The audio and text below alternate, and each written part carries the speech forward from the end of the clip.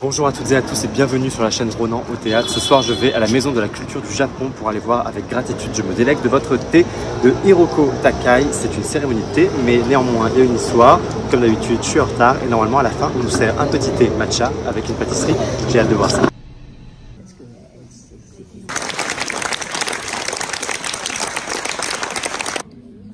Alors là en pâtisserie on mange des petites gentianes.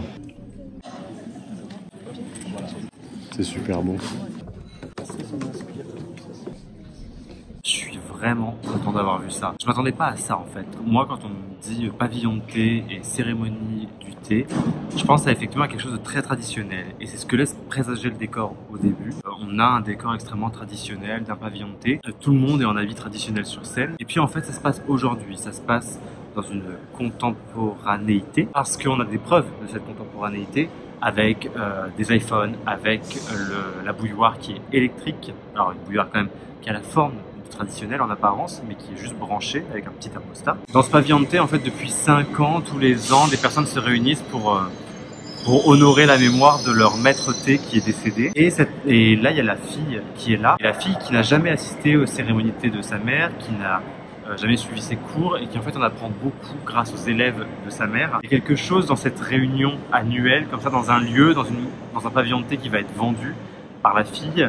Donc il y a la fin de quelque chose et quelque chose qui est un peu de l'ordre de la cerisée et des trois sœurs par rapport au secret, aux confidences, à l'organisation des scènes aussi, au rapport entre les personnages. C'est vraiment un spectacle sur le souvenir, sur la question de la transmission et de ce que ça signifie pour chacun, l'héritage, la transmission, le souvenir.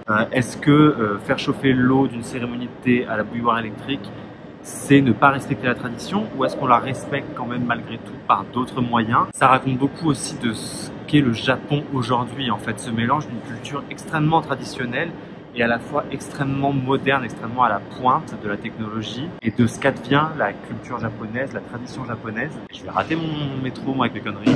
Et le fait qu'on soit avant la cérémonie et bien avant, bien en amont de la cérémonie, qu'on voit tout ce qui se passe avec beaucoup de légèreté, beaucoup d'humour. Oui, parce que en fait, moi ça m'a beaucoup fait penser à la ville de Kyoto.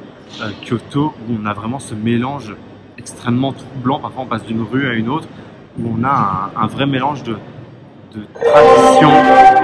À Kyoto, il y a ce vrai mélange de tradition. On passe dans des petites ruelles avec des habitations extrêmement tradies.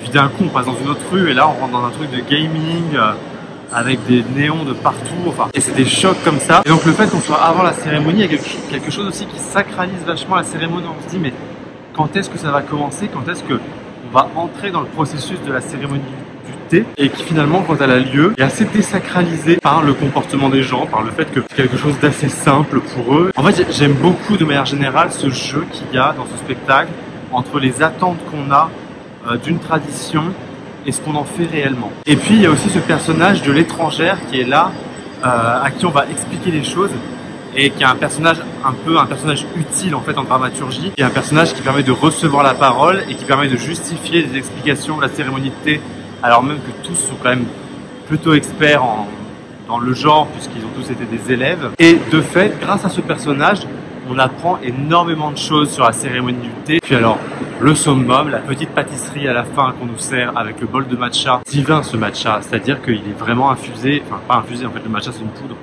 mais à la parfaite température. Et voilà, c'était génial. Merci à toutes et à tous d'avoir regardé cette vidéo. N'hésitez pas à la partager et à la liker si ça vous a plu. Et surtout, n'hésitez pas à vous abonner à la chaîne. Je vous parle de théâtre quasiment toutes les semaines sur la chaîne Ronan au théâtre. Alors abonnez-vous et on se dit à bientôt au théâtre.